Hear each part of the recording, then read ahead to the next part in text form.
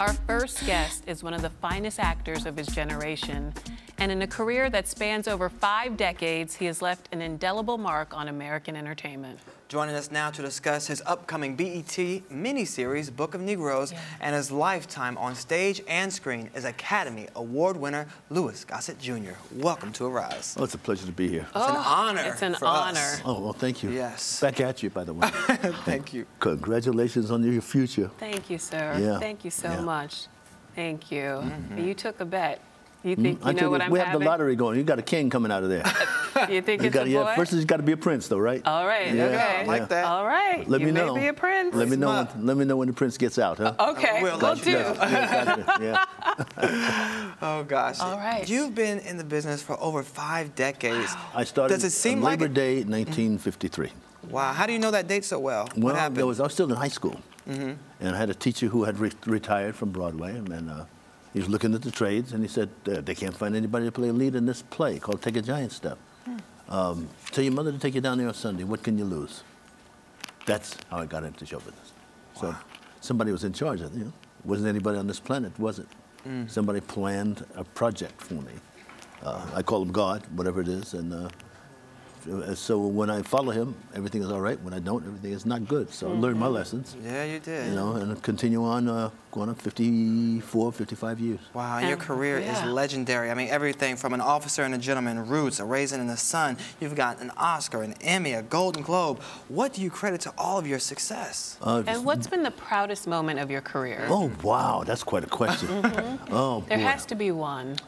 You mean as far as an actor is concerned? Yes, that moment when you say, well well, the done. number one was, everybody think it was the Oscar, but it was the Emmy for Roots. Really? Because it told our story, the story that I knew, that we talked about in each other's kitchens, and part of the heritage that I got from my great-grandmother, and because we all extended ourselves and grew up with those roots. We knew about it, but when we talked about it in public, there was danger, if you remember. So I come up with that kind of area. But now it's no danger, it's necessary, for everybody to know upon whose shoulders they stand. I stand on the shoulders of my grandmother, my great-grandmother, my great-grandfather, which is both black and American Indian. And I want to know further about what's happening back in Africa, so I can speak with intelligence Did you and teach them to the young. Did you have any idea that Roots would have such a cultural impact and continue to do so decades later? I had no idea, because they were afraid, you know, afraid of the Southern market, so they decided to put it on one day after another. And you see what happened.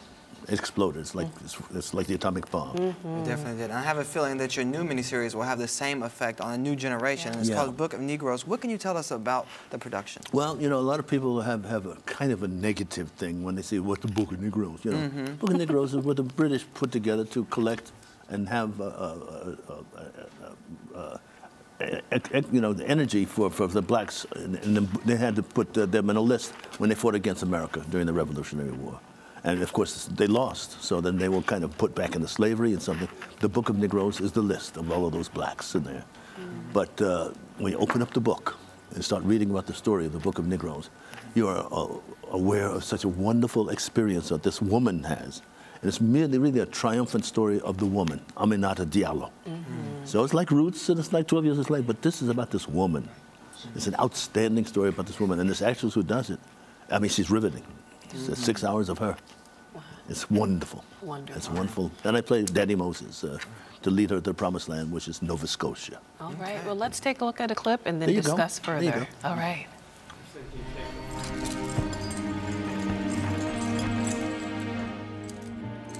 I seem to have trouble dying. By all rights, I should not have lived this long. I am Aminata Diallo.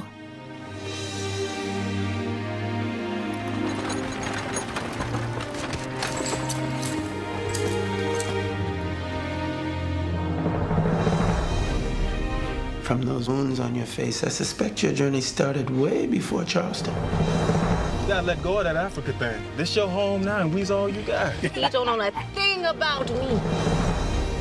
And I'll pronounce you man and wife. We are not in the promised land. Not yet. You want to go home, right? So you get up, girl. That's it. Aminata. I wondered what my father and mother would tell me to do. Keep walking. Find your way home.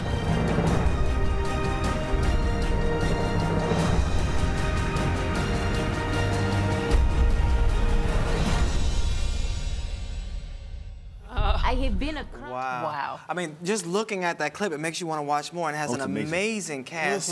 Cuba Gooding Jr., Anjanou Ellis, who you mentioned earlier. Yeah. What was the energy like on set? Well, at my last day of shooting, which was in Nova Scotia, the crew and the cast, combination, white South Africans, colored South Africans, and black South Africans, British, American, Canadians, French, German, all working to make this thing the best they can with tunnel vision. So at the last day I said, you realize what you guys have done, something the world hasn't accomplished.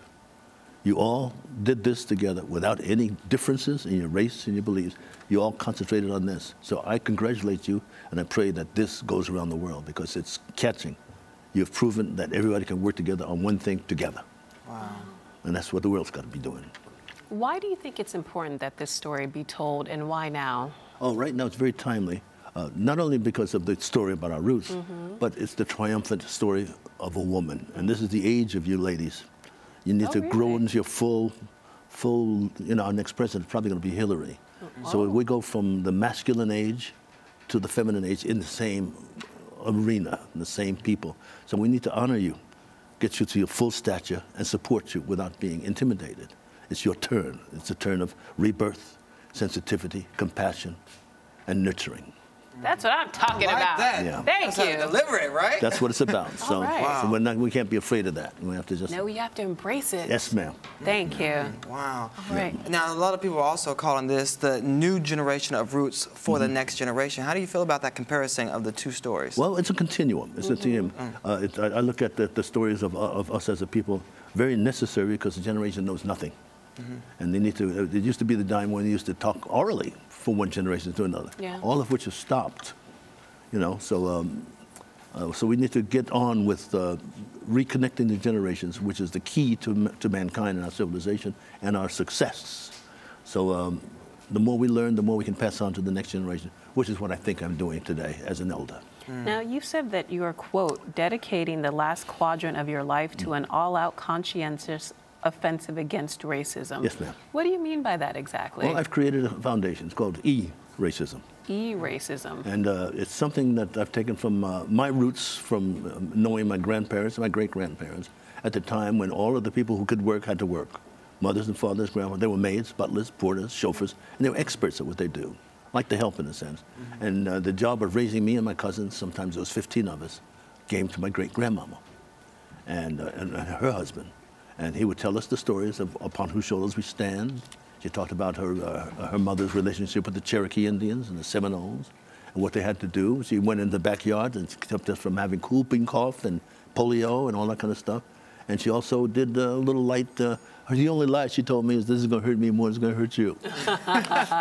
Not true. But this connection of the generation is essential for our salvation today. Whereas we can talk down the streets and they can talk about Napoleon. We can talk about King Arthur and the Vikings and the Greeks. We have to talk about the Ashanti Empire and stuff with pride. With pride. And we carry that with us in the name of peace. Yeah. Then the world kind of belongs to us because we have the best story. Now, Speaking we've got to of let peace. you go, but we can't let you go. What? Well, you can stay. Yeah, we can stay all day. Get up the hamburgers. Where? We can't let you go without speaking quickly about Officer and a Gentleman. Oh, thank you. Sergeant Foley. Yeah. Just tell us, did you know that movie would have that impact on your career? Well, I didn't know because it was the last commitment for Richard Gere, and it was a pleasure for Taylor Hackford, and a great opportunity for me. So I went down to San Diego, and I became a Marine. Went to the basic training at the Marine Corps base, MCRD in San Diego, and brought them with me to that location. Wow. I didn't want to lose because it was my shot, They laughed at me the first time and said, I got something for you. So I disappeared 20 miles away and came back, and they thought I was up there losing my mind. But I got the best reaction because I was backed by the Marines to make sure it was proper. So God did that too. Yeah. He does it all. Yeah, you won an Oscar and a Golden Globe for that performance. Yes, sir. And how did it change the trajectory of your career? Well, for a minute it stopped. It stopped. Didn't get any words because nobody was prepared for an African American at that time to win an Oscar. So I almost went a little crazy, and then the parts kind of petered to me. It's different now. But I expected to be there. You know, Paul Newman got an Oscar, and he got blah, blah, blah, blah. That didn't happen to me. So I had to learn those lessons and climb that mountain. And I've climbed that mountain. So now I'm very good. This is almost 60 years later. I'm sitting here talking to you young folks. I'm very blessed to be alive and still working. And we are grateful to have you here. Thank you so much, sir. Thank you for all your contributions to the arts and to history. Thank you so much. It's a pleasure. It's been an honor. And we'll be watching in February. Yes, Book we of will. Negroes on I'm gonna BET. ask you some questions now. Okay, we'll be ready for it. Get down and give me 50. We'll be ready. Don't do it, Sergeant. Don't do it. Don't do it to us. All right, let's go to break before I get in trouble. We'll be right back with more Rise Entertainment 360.